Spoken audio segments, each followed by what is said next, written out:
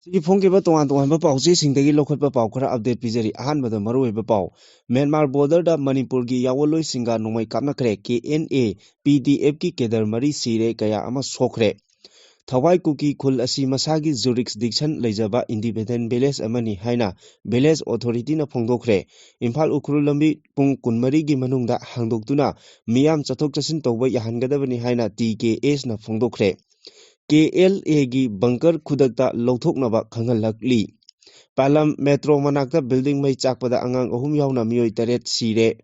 Compensation ꯂꯧꯅꯕ case ꯊꯥꯒꯠꯅꯔꯛꯄꯗꯒꯤ ꯂꯝꯕꯤ ꯁꯦꯝꯕꯗ ꯑꯄꯟꯕ ꯑꯣꯏꯍꯜꯂꯦ꯫ ꯁꯪꯁꯗꯇꯒꯤ ꯇꯦꯡꯅꯧꯄꯜ ꯐꯥꯎꯕꯒꯤ ꯂꯝꯕꯤ ꯁꯦꯝꯕ ꯈꯨꯗꯛꯇ ꯂꯦꯞꯅꯅꯕ ꯃꯤꯅꯤꯁꯇ꯭ꯔꯤꯅ ꯃꯔꯤ ꯂꯩꯅꯕꯁꯤꯡꯗ ꯈꯪꯍꯜꯂꯛꯈ꯭ꯔꯦ꯫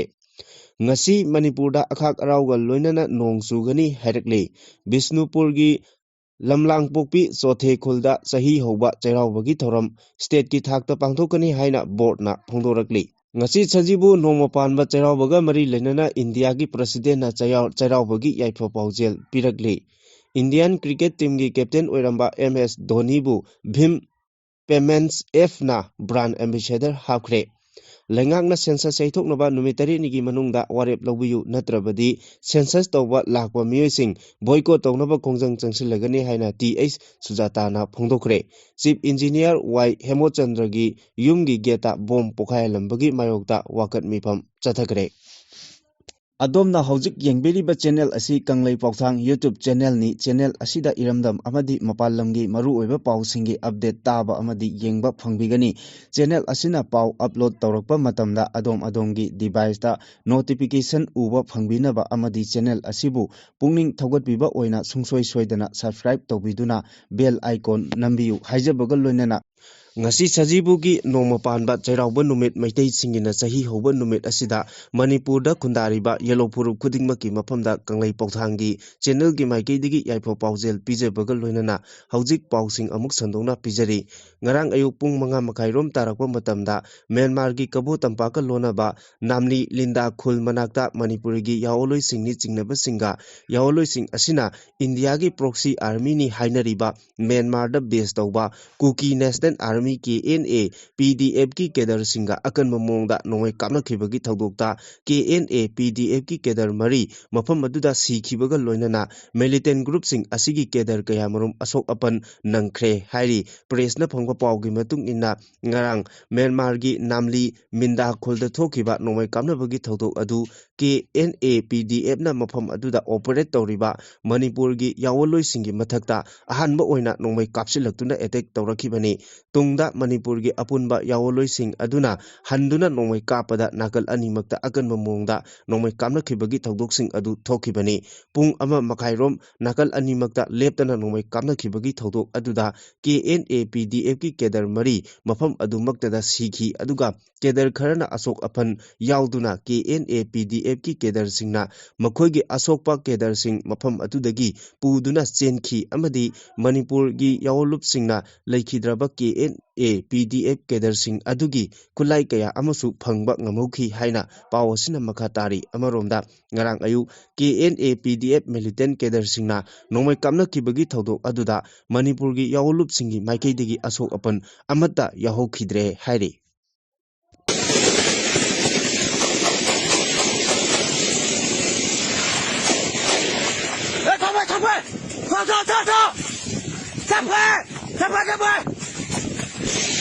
ꯀꯥꯝꯖꯣꯡ ꯗꯤꯁꯇ꯭ꯔꯤꯛꯀ ꯎꯈ꯭ꯔꯨꯜ ꯗꯤꯁꯇ꯭ꯔꯤꯛꯀ ꯂꯣꯟꯅꯕꯗ ꯂꯩꯔꯤꯕ ꯊꯋꯥꯏ ꯀꯨꯀꯤ ꯈꯨꯜ ꯑꯁꯤ ꯃꯁꯥꯒꯤ ꯖꯨꯔꯤꯁꯗꯤꯛꯁꯟ ꯂꯩꯖꯕ ꯏꯟꯗꯤꯄꯦꯟꯗꯦꯟꯠ ꯑꯣꯏꯕ ꯀꯨꯀꯤ ꯈꯨꯜ ꯑꯃꯅꯤ ꯑꯃꯗꯤ ꯈꯨꯜ ꯑꯁꯤ ꯊꯣꯛꯏ ꯊꯋꯥꯏ ꯇꯥꯡꯈꯨꯜ ꯚꯤꯂꯦꯖꯀꯤ ꯃꯅꯨꯡꯗ ꯂꯩꯇꯦ ꯍꯥꯏꯅ ꯊꯋꯥꯏ ꯀꯨꯀꯤ ꯚꯤꯂꯦꯖꯀꯤ ꯚꯤꯂꯦꯖ ꯑꯣꯊꯣꯔꯤꯇꯤꯅ ꯁꯦꯡꯗꯣꯔꯛꯄꯒ ꯂꯣꯏꯅꯅ ꯊꯣꯛꯏ꯫ ꯊꯋꯥꯏ ꯇꯥꯡꯈꯨꯜꯅ ꯊꯥ ꯑꯁꯤꯒꯤ 14ꯗ ꯊꯣꯛꯈꯤꯕ ꯆꯦꯔꯣꯜꯗ ꯊꯋꯥꯏ ꯀꯨꯀꯤ ꯈꯨꯜ ꯑꯁꯤ ꯊꯣꯏꯁ ꯇꯥꯡꯈꯨꯜ ꯈꯨꯟꯒꯤ ꯃꯅꯨꯡꯗ ꯂꯩꯕꯅꯤ ꯍꯥꯏꯅ ꯐꯣꯡꯗꯣꯛꯈꯤꯕ ꯋꯥꯐꯝ ꯌꯥꯅꯤꯡꯗꯕ ꯐꯣꯡꯗꯣꯔꯛꯂꯤ꯫ ꯊꯣꯏ ꯇꯥꯡꯈꯨꯜ ꯚꯤꯂꯦꯖ ꯑꯣꯊꯣꯔꯤꯇꯤꯅ ꯊꯣꯛꯈꯤꯕ ꯆꯦꯔꯣꯜ ꯑꯗꯨꯒꯤ ꯄꯥꯎꯈꯨꯝ ꯄꯤꯔꯗꯨꯅ ꯊꯋꯥꯏ ꯀꯨꯀꯤ ꯈꯨꯜ ꯑꯁꯤꯒꯤ ꯄꯨꯋꯥꯔꯤ ꯑꯣꯏꯅ ꯀꯣꯂꯣꯅꯤꯌꯦꯜ ꯑꯃꯁꯨꯡ ꯄꯣꯁ ꯀꯣꯂꯣꯅꯤꯌꯦꯜ ꯃꯇꯝꯗꯒꯤ ꯍꯧꯅ ꯂꯩꯔꯤꯕ ꯔꯦꯀꯣꯔꯗ ꯑꯃꯁꯨꯡ ꯂꯤꯒꯦꯜ ꯗꯣꯀꯨꯃꯦꯟꯠꯁꯤꯡꯒꯤ ꯃꯇꯨꯡ ꯏꯟꯅ ꯈꯨꯜ ꯑꯁꯤꯒꯤ ꯏꯟꯗꯤꯄꯦꯟꯗꯦꯟꯠ ꯑꯣꯏꯕ ꯑꯃꯁꯨꯡ ꯃꯁꯥꯒꯤ ꯖꯨꯔꯤꯁꯗꯤꯛꯁꯟ ꯂꯩꯖꯕ ꯀꯨꯀꯤ ꯈꯨꯜ ꯑꯃꯅꯤ ꯍꯥꯏꯔꯤ꯫ ꯑꯣꯊꯣꯔꯤꯇꯤ ꯑꯁꯤꯒꯤ ꯆꯦꯔꯣꯜꯅ ꯃꯈꯥ ꯇꯥꯅ ꯍꯥꯏ ꯎꯈ꯭ꯔꯨꯜꯗ ꯆꯠꯊꯈꯤꯕ ꯁꯕ ꯗꯤꯚꯤꯖꯅꯦꯜ ꯑꯣꯐꯤꯁꯔꯒꯤ ꯀꯣꯔꯠꯇ civil case number 532 of 1920 to 1921 ꯗ ꯇꯥꯈꯤꯕ ꯑꯣꯔꯗꯔ ꯑꯗꯨꯗ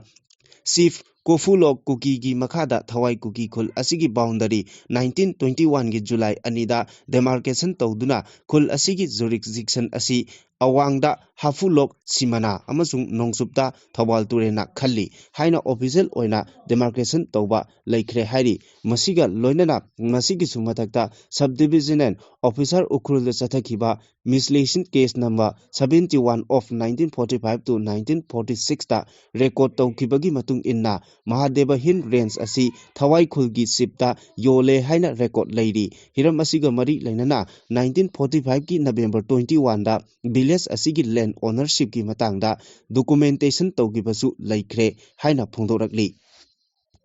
National Highway amasu oiriba Impal Ukrul Lambida miyamna chathok chasin tawbada makhata na thingduna thambada Tangkhul Katam naw saklonggi maikidigi yaningdaba phongdorakli asigumba lambi thingbagi thawong asi atamnana lambi asida tangduna hingnaba thabak inkhangi chathok chasin tawriba phurup khudingmakta singnabani haina TKS ki publicity and information na thadokpa chirol na hairi chirol asina makhata raduna hai ikui jingai mamangda lambi asida gari tongduna lakpa miyoi kunma thoibu security personnel singi mamangdagi lambi asidagi namduna phakiba thodok aduna security singi mathakta miyamna makhoigi mathakta thajaba adu manghalle loinana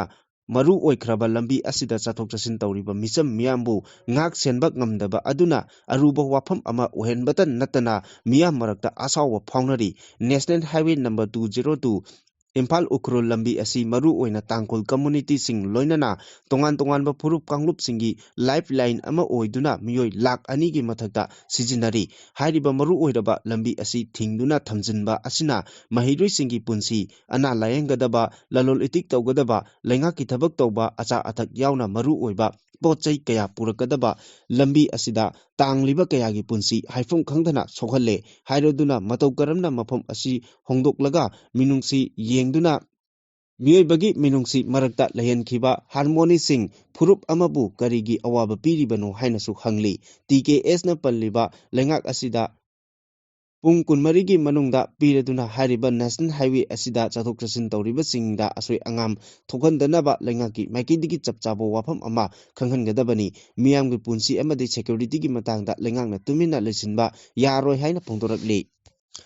The Central Working Committee Tangkhul Naga Foothill Organization Singna Ukhrul District ki manung channa leiba khunja sing kungna tariba sana kaithel Tangkhul Naga Khul maya nakna sana kaithel lungtar singkhongda aina thingraba Kuki militant group Kuki Liberation Army gi kem chajiliba asi khudakta lokthokadabani haina Naga loop singna dabi tawragli loop asina thadokpa statement amagi matung inna sana kaithel khul khunja singna lising ani taramapal da afoba wakalon amaga loinana sem kiba leplen tingpingbung lambi asi haujikti khul asigi tension wahangnaba machak ama oire gamnom amasung Mount Sinai da leiriba Kuki militant singi designated camp sing asidagi kumtharaktuna sana kaithel khul manak nakna bunker saduna khungi militant khunja singda militant singna chathok chasin tawbada check tawbagi thabak singchu chathaduna lakli hairi masigi chu mathakta lambi asida Kuki militant singna ngaihak leitana laktuna nongmai kapa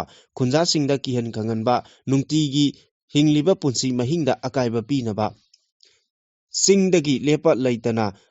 asigumlaba pamdaba thodok sing chathaduna lakli haina maral siri hairiba lambi asida Kuki militant sing toina lakpa maramna khulgi khunja singda aki tujungba phauduna mafam adugi santi amasung tangdu leitana leibada yamna chauna akaiba piri hairi KLA gi kedar singbu suspension of operation sugi ground rule sing thugaire haina maral siraduna loop ani asina hai su da yauriba KLA gi kedar sing asi mayekidi su agreement ki matung inna lungtin sub block amasung Mount Sinai da leiriba designated camp singda leigadabani KLA gi kedar sing asina sugi ground rule sing thugaiduna sahi asigi March 15 dagi hauduna sana kaithel khul maya nakna nongmai kaptharakpagi thodok sing asina khunja singda mipaiba pohan batan natana KLA gi kedar sing asina Government of India Manipur government ka sign tawnari basu agreement phongna violate tawre haiba takpani hairi KLA gi kedar singna sana kaithel khul maya nakna chathariba violence oiba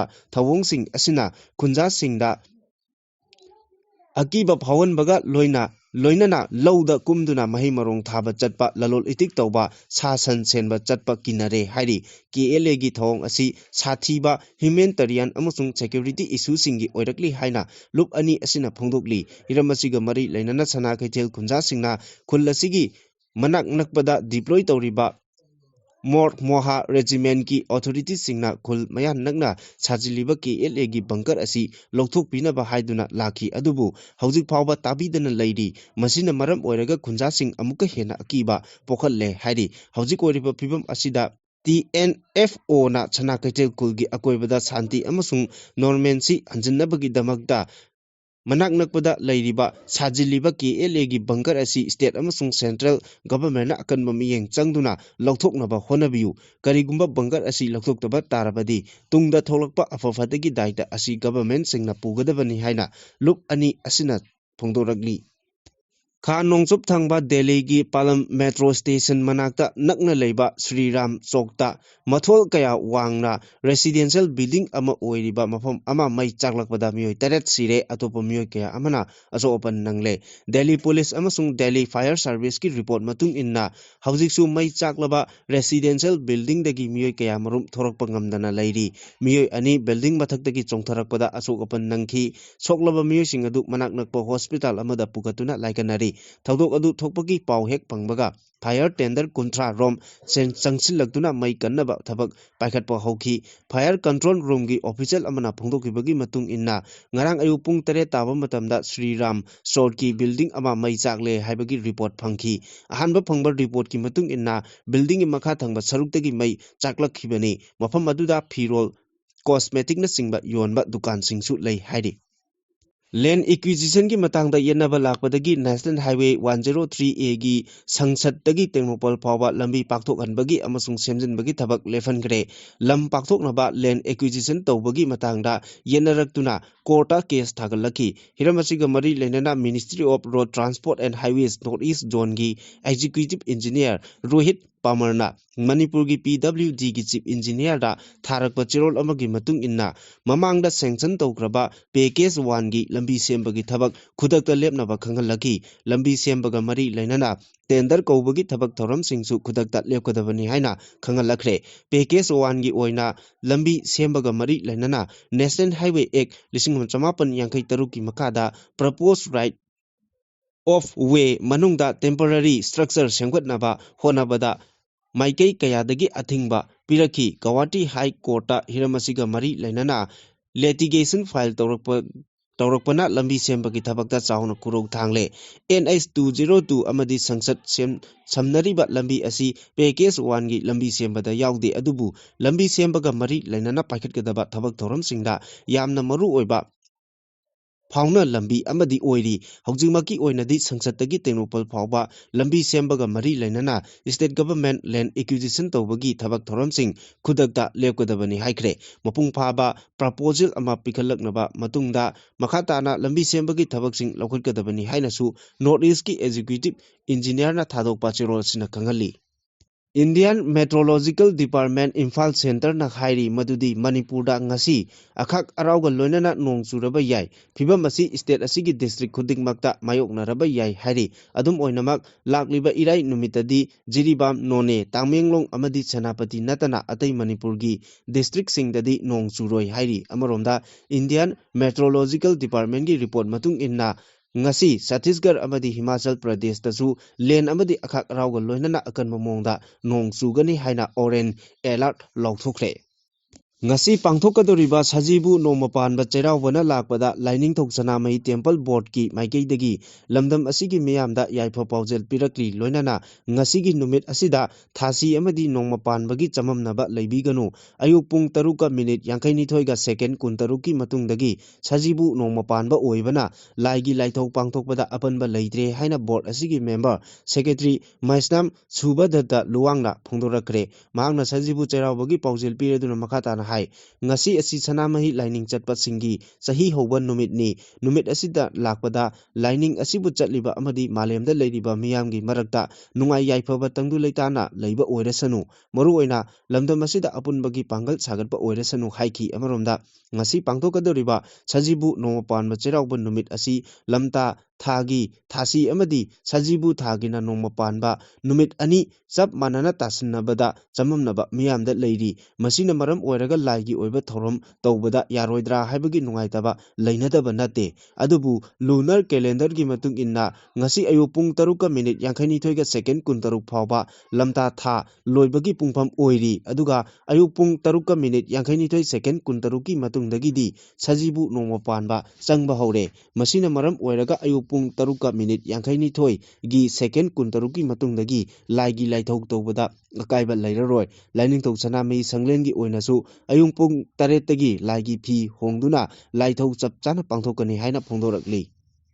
ꯂꯩꯕꯥꯛ ꯑꯁꯤꯒꯤ president ꯗ꯭ꯔꯧꯄꯗꯤ ꯃꯨꯔꯃꯨꯅ ꯁꯖꯤꯕꯨ ꯅꯣꯡꯃ ꯄꯥꯟꯕ ꯆꯩꯔꯥꯎꯕꯒ ꯃꯔꯤ ꯂꯩꯅꯅ ꯂꯝꯗꯝ ꯑꯁꯤꯒꯤ ꯃꯤꯌꯥꯝꯗ ꯌꯥꯏꯐ ꯄꯥꯎꯖꯦꯜ ꯄꯤꯔꯛꯂꯤ꯫ ꯔꯥꯁꯇ꯭ꯔꯄꯇꯤ ꯚꯕꯟꯗꯒꯤ ꯊꯥꯗꯣꯔꯛꯄ ꯆꯦꯔꯣꯜ ꯑꯃꯅ ꯍꯥꯏ ꯁꯖꯤꯕꯨ ꯆꯩꯔꯥꯎꯕ, ꯆꯤꯇ꯭ꯔ ꯆꯨꯀꯂꯥꯗꯤ, ꯎꯒꯥꯗꯤ, ꯒꯨꯗꯤ ꯄꯔꯃꯥ, ꯆꯦꯇꯤ ꯆꯥꯟ ꯅꯕꯔꯦꯅꯅ ꯂꯥꯛꯄꯗ ꯏꯟꯗꯤꯌꯥꯒꯤ ꯏꯅꯥꯛ ꯈꯨꯜꯂꯕ ꯀꯜꯆꯔꯦꯜ ꯍꯦꯔꯤꯇꯦꯖ ꯅꯧꯍꯧꯅꯅ ꯅꯤꯡꯁꯤꯡꯍꯜꯂꯦ꯫ ꯑꯅꯧꯕ ꯑꯁꯥ ꯑꯃꯒ ꯂꯣꯏꯅꯅ ꯃꯥꯡꯂꯣꯝꯗ ꯈꯣꯡ ꯊꯥꯡꯖꯤꯟꯕꯗ ꯐꯤꯔꯦꯞ ꯂꯧꯃꯤꯟꯅꯕꯒ ꯂꯣꯏꯅꯅ ꯀꯨꯝꯍꯩ ꯑꯁꯤꯅ ꯂꯥꯛꯄꯗ ꯏꯪ ꯇꯞꯄ, ꯅꯨꯡꯉꯥꯏ ꯌꯥꯏꯐꯕ ꯑꯃꯗꯤ ꯆꯥꯍꯣꯡ ꯉꯥꯍꯣꯡꯕ ꯂꯝꯗꯝ ꯑꯃ ꯑꯣꯏꯔꯁꯅꯨ ꯍꯥꯏꯔꯤ꯫ ꯃꯔꯛ ꯑꯁꯤꯗ ꯃꯅꯤꯄꯨꯔꯒꯤ ꯒꯚꯔꯅꯔ ꯑꯖꯌ ꯀꯨꯃꯥꯔ ꯚꯜꯂꯥꯅꯁꯨ ꯆꯩꯔꯥꯎꯕꯒ ꯃꯔꯤ ꯂꯩꯅꯅ ꯄꯥꯎꯖꯦꯜ ꯄꯤꯔꯛꯄꯒ ꯂꯣꯏꯅꯅ ꯃꯅꯤꯄꯨꯔꯒꯤ ꯆꯤꯐ ꯃꯤꯅꯤꯁꯇꯔ ꯌꯨꯝꯅꯥꯝ ꯈꯦꯝꯆꯥꯟ ꯑꯃꯗꯤ ꯃꯔꯤ ꯂꯩꯅꯕ ꯃꯤꯅꯤꯁꯇꯔꯁꯤꯡꯅꯁꯨ ꯌꯥꯏꯐ ꯄꯥꯎꯖꯦꯜꯁꯤꯡ ꯄꯤꯅꯔꯤ꯫ NPCI ꯚꯤꯝ ꯁꯔꯚꯤꯁꯦꯁ ꯂꯤꯃꯤꯇꯦꯗꯅ ꯏꯟꯗꯤꯌꯟ ꯀ꯭ꯔꯤꯀꯦꯠ ꯇꯤꯝꯒꯤ ꯀꯦꯞꯇꯦꯟ ꯑꯣꯏꯔꯝꯕ ꯃꯍꯤꯟꯗ꯭ꯔ ꯁꯤꯡ ꯙꯣꯅꯤꯕꯨ ꯚꯤꯝ ꯄꯦꯃꯦꯟꯠꯁ ꯑꯦꯞꯁꯀꯤ ꯕ꯭ꯔꯥꯟꯗ ꯑꯦꯝꯕꯦꯁꯦꯗꯔ ꯍꯥꯞꯂꯦ ꯍꯥꯏꯅ ꯂꯥꯎꯊꯣꯛꯈ꯭ꯔꯦ꯫ ꯏꯟꯗꯤꯌꯥꯒꯤ ꯗꯤꯖꯤꯇꯦꯜ ꯄꯦꯃꯦꯟꯠꯒꯤ ꯈꯣꯡꯆꯠꯇ ꯆꯍꯤ ꯀꯌꯥ ꯆꯪꯁꯤꯜꯂꯛꯂꯕ ꯚꯤꯝꯅ MS ꯙꯣꯅꯤꯒ ꯈꯨꯠꯁꯝꯅꯗꯨꯅ ꯃꯤꯌꯥꯝꯗ ꯗꯤꯖꯤꯇꯦꯜ ꯄꯦꯃꯦꯟꯠꯒꯤ ꯈꯨꯗꯣꯡꯆꯥꯕ ꯐꯪꯍꯟꯕꯒ ꯂꯣꯏꯅꯅ ꯑꯃꯨꯛꯀ ꯍꯦꯟꯅ ꯃꯤꯌꯥꯝꯒꯤ ꯊꯥꯖꯕ ꯍꯦꯟꯒꯠꯍꯜꯂꯦ꯫ ꯑꯄꯤꯛꯄ ꯇꯥꯎꯟ ꯑꯃꯗꯒꯤ ꯍꯧꯔꯛꯂꯒ ꯏꯟꯗꯤꯌꯥꯒꯤ ꯃꯤꯡꯆꯠ ꯄꯨꯔꯛꯈꯤꯕ ꯙꯣꯅꯤꯒꯤ ꯃꯇꯧꯒꯨꯝ ꯚꯤꯝꯅ ꯂꯩꯕꯥꯛ ꯑꯁꯤꯒꯤ ꯃꯐꯝ ꯄꯨꯝꯅꯃꯛꯇ ꯃꯤꯌꯥꯝꯕꯨ ꯊꯥꯖꯅꯤꯡꯉꯥꯏ ꯑꯣꯏꯕ ꯃꯑꯣꯡꯗ ꯗꯤꯖꯤꯇꯦꯜ ꯄꯦꯃꯦꯟꯠꯒꯤ ꯈꯨꯗꯣꯡꯆꯥꯕ ꯐꯪꯍꯜꯂꯒꯅꯤ꯫ ꯕ꯭ꯔꯥꯟꯗ ꯑꯦꯝꯕꯦꯁꯦꯗꯔ ꯍꯥꯞꯄꯒꯤ ꯊꯧꯔꯝ ꯑꯗꯨꯒ ꯃꯔꯤ ꯂꯩꯅꯅ NBSLꯒꯤ ꯃꯦꯅꯦꯖꯤꯡ ꯗꯤꯔꯦꯛꯇꯔ ꯑꯃꯗꯤ CEO ꯂꯂꯤꯇꯥ ꯅꯦꯇꯥꯔꯥꯖꯅ ꯍꯥꯏꯈꯤ MS ꯙꯣꯅꯤꯕꯨ ꯕ꯭ꯔꯥꯟꯗ ꯑꯦꯝꯕꯦꯁꯦꯗꯔ ꯑꯣꯏꯅ ꯍꯥꯞꯂꯤꯕꯁꯤꯒꯤ ꯃꯔꯨꯑꯣꯏꯕ ꯄꯥꯟꯗꯝꯗꯤ ꯚꯤꯝ ꯄꯦꯃꯦꯟꯠ ꯑꯦꯞꯁ ꯑꯁꯤ ꯏꯟꯗꯤꯌꯥꯒꯤ ꯌꯨꯝꯊꯣꯡ ꯈꯨꯗꯤꯡꯃꯛꯇ ꯈ꯭ꯋꯥꯏꯗꯒꯤ ꯄꯥꯝꯅ ꯁꯤꯖꯤꯟꯅꯕ ꯑꯦꯞꯁ ꯑꯣꯏꯍꯟꯅꯕꯒꯤꯅꯤ꯫ MS ꯙꯣꯅꯤꯁꯨ ꯗꯤꯖꯤꯇꯦꯜ ꯄꯦꯃꯦꯟꯠ ꯑꯦꯞꯁ ꯑꯁꯤ ꯂꯩꯕꯥꯛꯀꯤ ꯃꯤꯄꯨꯝ ꯈꯨꯗꯤꯡꯃꯛꯇ ꯁꯤꯖꯤꯟꯅꯍꯟꯅꯤꯡꯕꯒꯤ ꯋꯥꯐꯝ ꯐꯣꯡꯗꯣꯛꯈꯤ꯫ ꯏꯟꯗꯤꯌꯥꯅ ꯗꯤꯖꯤꯇꯦꯜ ꯄꯦꯃꯦꯟꯠꯒꯤ ꯂꯝꯗ ꯈꯣꯡ ꯊꯥꯡꯖꯤꯜꯂꯛꯄꯒ ꯂꯣꯏꯅꯅ ꯃꯤꯄꯨꯝ ꯈꯨꯗꯤꯡꯃꯛꯇ ꯊꯥꯖꯕ ꯍꯦꯟꯒꯠꯍꯟꯅꯕꯒꯤ ꯊꯧꯔꯥꯡ ꯂꯧꯈꯠꯄ ꯃꯊꯧ ꯇꯥꯏ꯫ ꯚꯥꯔꯠ ꯀꯥ ꯑꯞꯅ ꯄꯦꯃꯦꯟꯠ ꯑꯦꯞꯁ ꯍꯥꯏꯅ ꯈꯪꯅꯕ ꯚꯤꯝꯅ ꯇꯥꯏꯌꯔ 1, 2 ꯑꯃꯁꯨꯡ 3ꯒꯤ ꯇꯥꯎꯟꯁꯤꯡ ꯌꯧꯍꯟꯗꯨꯅ ꯂꯣꯜꯒꯤ ꯈꯦꯠꯅꯕ ꯂꯩꯇꯅ ꯃꯤꯄꯨꯝ ꯈꯨꯗꯤꯡꯃꯛꯇ ꯈꯨꯗꯣꯡꯆꯥꯕ ꯐꯪꯍꯜꯂꯦ꯫ ꯃꯅꯤꯄꯨꯔ ꯂꯩꯉꯥꯛꯅ ꯃꯤꯌꯥꯝꯒꯤ ꯏꯟꯇꯔꯦꯁ ꯌꯦꯡꯂꯒ ꯁꯦꯟꯁꯁ ꯇꯧꯕ ꯑꯁꯤ ꯃꯇꯝ ꯈꯔ ꯌꯩꯊꯣꯛꯅꯕ ꯅꯨꯃꯤꯠ 9ꯅꯤꯒꯤ ꯃꯅꯨꯡꯗ ꯋꯥꯔꯦꯞ ꯂꯧꯕꯤꯌꯨ ꯅꯠꯇ꯭ꯔꯕꯗꯤ ꯁꯦꯟꯁꯁ ꯇꯧꯕ ꯂꯥꯛꯄ ꯃꯤꯑꯣꯏꯁꯤꯡ ꯃꯤꯌꯥꯝꯅ ꯕꯣꯏꯀꯣꯠ ꯇꯧꯅꯕ ꯈꯣꯡꯖꯪ ꯆꯪꯁꯤꯜꯂꯒꯅꯤ ꯍꯥꯏꯅ ꯏꯃꯥꯒꯤ ꯃꯩꯔꯥꯒꯤ ꯂꯨꯆꯤꯡꯕꯤ ꯁꯨꯖꯥꯇꯥꯅ ꯐꯣꯡꯗꯣꯛꯈ꯭ꯔꯦ꯫ ꯋꯥꯐꯝ ꯑꯁꯤ ꯃꯅꯤꯄꯨꯔ ꯄ꯭ꯔꯦꯁ ꯀ꯭ꯂꯕꯇ ꯄꯥꯡꯊꯣꯛꯈꯤꯕ ꯄꯥꯎꯒꯤ ꯃꯤꯐꯝ ꯑꯃꯗ ꯏꯃꯥꯒꯤ ꯃꯩꯔꯥꯒꯤ ꯀꯟꯚꯦꯅꯔ TH ꯁꯨꯖꯥꯇꯥꯅ ꯄꯥꯎꯃꯤꯁꯤꯡꯗ ꯐꯣꯡꯗꯣꯛꯈꯤꯕꯅꯤ꯫ ꯃꯍꯥꯛꯅ ꯃꯈꯥ ꯇꯥꯅ ꯍꯥꯏ ꯍꯥꯟꯅꯒꯤ ꯆꯤꯐ ꯃꯤꯅꯤꯁꯇꯔ ꯑꯣꯏꯔꯝꯕ N ꯕꯤꯔꯦꯟꯅ ꯑꯦꯁꯦꯝꯕ꯭ꯂꯤꯗ ꯍꯥꯟꯅ ꯃꯤꯇꯣꯞ ꯃꯤꯌꯥꯟꯆꯥꯁꯤꯡ ꯈꯟꯗꯣꯛꯅꯕ ꯂꯥꯎꯕꯒꯤ ꯃꯍꯨꯠꯇ ꯀꯃꯤꯇꯤ ꯁꯦꯝꯅꯕꯁꯨ ꯂꯥꯎꯈ꯭ꯔꯕꯅꯤ꯫ ꯑꯗꯨꯒꯨꯝꯕ ꯑꯈꯪꯕ ꯂꯤꯗꯔꯁꯤꯡꯅ ꯍꯟꯗꯛꯀꯤ ꯑꯦꯁꯦꯝꯕ꯭ꯂꯤ ꯃꯤꯐꯝ ꯑꯁꯤꯗ ꯑꯆꯨꯝ ꯑꯔꯥꯟ ꯈꯪꯅꯅꯕ ꯂꯥꯎꯒꯗꯕꯗꯨ ꯑꯦꯁꯦꯝꯕ꯭ꯂꯤ ꯂꯣꯏꯕ ꯃꯥꯔꯆ 13 ꯐꯥꯎꯕ ꯁꯨꯇꯤ ꯂꯧꯕꯁꯤ ꯂꯥꯏꯕꯛ ꯊꯤꯕꯅꯤ꯫ ꯂꯩꯕꯥꯛ ꯅꯨꯡꯁꯤꯕ ꯂꯨꯆꯤꯡꯕ ꯑꯃꯠꯇ ꯌꯥꯎꯗ꯭ꯔꯦ ꯍꯥꯏꯕꯁꯤ ꯄ꯭ꯔꯖꯥ ꯃꯤꯌꯥꯝꯅ ꯈꯪꯂꯦ ꯍꯥꯏꯈꯤ꯫ ꯃꯍꯥꯛꯅ ꯃꯈꯥ ꯇꯥꯅ ꯁꯦꯄꯔꯦꯠ ꯑꯦꯗꯃꯤꯅꯤꯁꯇ꯭ꯔꯦꯁꯟ ꯇꯥꯜꯂꯝꯕ ꯂꯤꯗꯔꯁꯤꯡ ꯃꯔꯨꯑꯣꯏꯅ ꯗꯤꯄꯨꯇꯤ CM ꯈꯟꯈꯤꯕ ꯑꯅꯧꯕ CMꯅꯁꯨ ꯀꯨꯀꯤ ꯃꯆꯥꯁꯤꯡ ꯏꯝꯐꯥꯜꯗ ꯂꯥꯛꯄꯗ ꯂꯩꯉꯥꯛꯅ ꯄ꯭ꯔꯣꯇꯦꯛꯁꯟ ꯇꯧꯒꯅꯤ ꯍꯥꯏꯅ ꯐꯣꯡꯗꯣꯛꯈꯤꯕꯁꯨ ꯂꯩꯈ꯭ꯔꯕꯅꯤ ꯍꯥꯏꯅ ꯐꯣꯡꯗꯣꯛꯈꯤ꯫ ꯃꯈꯥ ꯇꯥꯔꯛꯄ ꯑꯔꯣꯏꯕ ꯄꯥꯎꯗ ꯉꯔꯥꯡ ꯅꯨꯃꯤꯗꯥꯡ ꯄꯨꯡ 7:30 ꯇꯥꯕꯗ ꯋꯥꯇꯔ ꯔꯤꯁꯣꯔꯁꯦꯁ ꯗꯤꯄꯥꯔꯠꯃꯦꯟꯠꯒꯤ ꯆꯤꯐ ꯏꯟꯖꯤꯅꯤꯌꯔ ꯑꯣꯏꯕ Y ꯍꯣꯃꯦꯟꯗ꯭ꯔꯣꯒꯤ ꯃꯥꯂꯣꯝ-ꯇꯨꯂꯤ ꯌꯥꯏꯃꯗ ꯂꯩꯕ ꯌꯨꯝꯒꯤ ꯒꯦꯠꯇ ꯁꯛꯈꯪꯗꯕꯁꯤꯡꯅ ꯕꯣꯝ ꯄꯣꯈꯥꯏꯍꯟꯗꯨꯅ ꯑꯀꯤ ꯑꯈꯪ ꯄꯣꯛꯍꯜꯂꯝꯕ ꯊꯧꯗꯣꯛ ꯑꯗꯨꯒꯤ ꯃꯥꯌꯣꯛꯇ ꯂꯩꯀꯥꯏꯒꯤ ꯃꯤꯌꯥꯝꯅ ꯋꯥꯀꯠ ꯃꯤꯐꯝ ꯐꯝꯗꯨꯅ ꯌꯥꯅꯤꯡꯗꯕ ꯐꯣꯡꯗꯣꯛꯈ꯭ꯔꯦ꯫ ꯋꯥꯀꯠ ꯈꯣꯡꯖꯪ ꯑꯗꯨꯗ ꯁꯔꯨꯛ ꯌꯥꯈꯤꯕꯁꯤꯡꯅ ꯃꯤꯌꯥꯝ ꯀꯨꯡꯅ ꯂꯩꯕ ꯖꯒꯥꯗ ꯕꯣꯝ ꯄꯣꯈꯥꯏꯍꯟꯕ ꯌꯥꯅꯤꯡꯗꯦ, ꯑꯁꯤꯒꯨꯝꯕ ꯊꯧꯗꯣꯛ ꯑꯁꯤ ꯑꯃꯨꯛ ꯍꯟꯅ ꯊꯣꯛꯍꯟꯕꯤꯒꯅꯨ ꯍꯥꯏꯅ ꯊꯥꯕ ꯄ꯭ꯂꯦ ꯀꯥꯔꯗꯁꯤꯡ ꯄꯥꯏꯈꯤ ꯑꯃꯁꯨꯡ ꯈꯣꯜꯂꯥꯎ ꯀꯌꯥꯁꯨ ꯂꯥꯎꯈꯤ꯫ ꯈꯣꯡꯖꯪ ꯑꯗꯨꯗ ꯁꯔꯨꯛ ꯌꯥꯈꯤꯕ ꯅꯨꯄꯤ ꯁꯃꯥꯖꯀꯤ ꯑꯦꯗꯚꯥꯏꯖꯔ ꯏꯟꯗꯨ ꯗꯦꯕꯤꯅ ꯍꯥꯏꯈꯤꯕꯗ ꯃꯐꯝ ꯑꯗꯨ ꯃꯤ ꯌꯥꯝꯅ ꯀꯨꯡꯅ ꯇꯥꯕ ꯖꯒꯥꯅꯤ꯫ ꯉꯔꯥꯡ ꯀꯔꯤꯒꯨꯝꯕ ꯕꯣꯝ ꯄꯣꯈꯥꯏꯕ ꯃꯇꯝ ꯑꯗꯨꯗ ꯅꯨꯄꯤ ꯑꯉꯥꯡ ꯆꯠꯂꯝꯕ ꯇꯥꯔꯕꯗꯤ ꯄꯥꯝꯗꯕ ꯊꯧꯗꯣꯛꯁꯤꯡ ꯊꯣꯛꯂꯝꯕꯁꯨ ꯌꯥꯏ꯫ ꯊꯧꯗꯣꯛ ꯑꯗꯨꯅ ꯃꯤꯌꯥꯝꯗ ꯑꯀꯤ ꯇꯨꯖꯨꯡꯕ ꯄꯣꯛꯍꯜꯂꯦ꯫ ꯑꯁꯤꯒꯨꯝꯕ ꯊꯧꯗꯣꯛ ꯑꯁꯤ ꯑꯀꯟꯕ ꯃꯑꯣꯡꯗ ꯌꯥꯅꯤꯡꯗꯦ ꯍꯥꯏꯅ ꯐꯣꯡꯗꯣꯛꯈꯤ꯫